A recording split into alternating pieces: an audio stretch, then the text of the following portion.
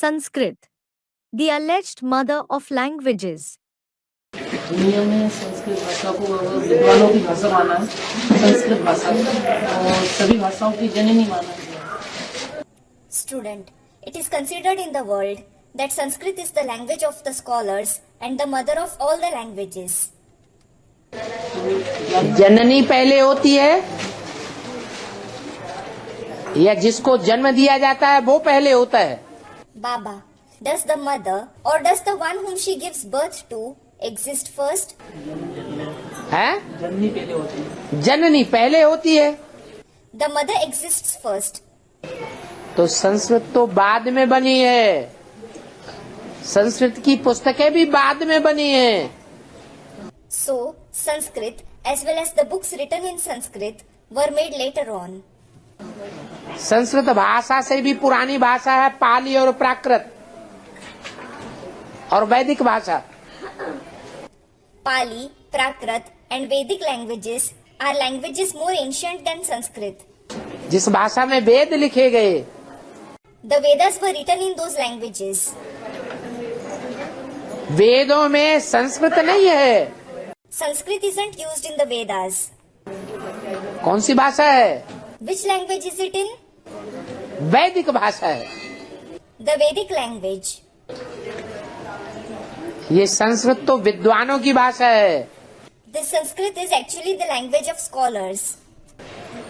व्याकरण के अनुसार भाषा की रचना की गई है।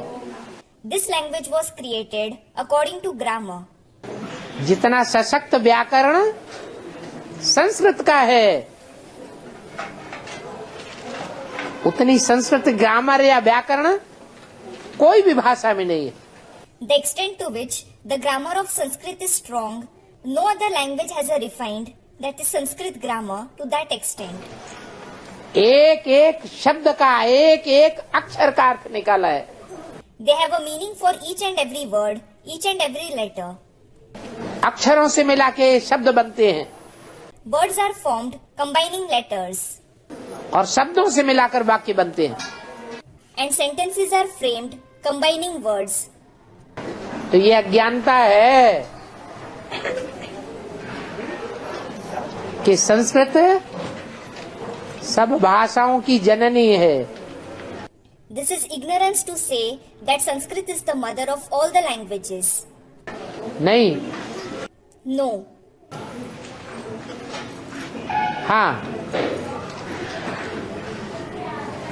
विचार सागर मंथन करके भाषा तैयार की गई है या बिना विचारे भाषा तैयार की गई है? Yes. Was the language created by churning the ocean of thoughts, or was it created without thinking? है? जो संस्कृत भाषा तैयार की गई है वो विचार सागर मंथन करके तैयार हुई है या बिना विचारे ही तैयार कर दी?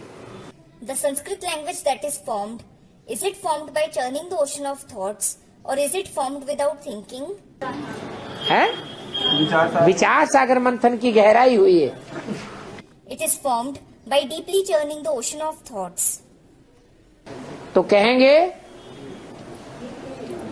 इसका फाउंडेशन कहाँ पड़ा? So, it will be said, where was its foundation laid? Student, in the confluence age. कब?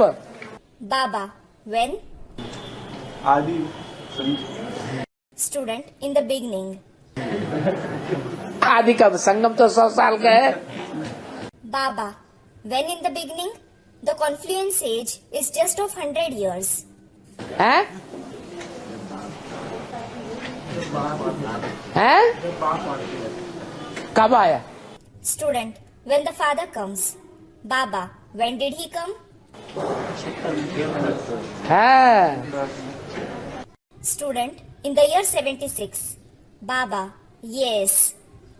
76 से जब से विचार सागर मंथन की शुरुआत हुई या प्रत्यक्षता हुई तब से कहेंगे कि जननी भी है तो जनक भी है। Since the year 76, ever since the churning of the ocean of thoughts began or the revelation took place, it will be said from then that there is the Janani, that is mother, as well as the Janak, that is the father. जगत पिता भी प्रत्यक्ष हुआ तो जगत माता भी प्रत्यक्ष हो गई। The world father was revealed and the world mother was also revealed.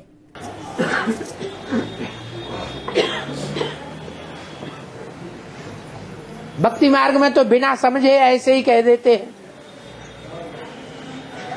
Sanskrit भाषा सब भाषाओं की जननी है। They merely say it in the path of bhakti without understanding that the Sanskrit language is the mother of all the languages. साबित तो नहीं कर सकते।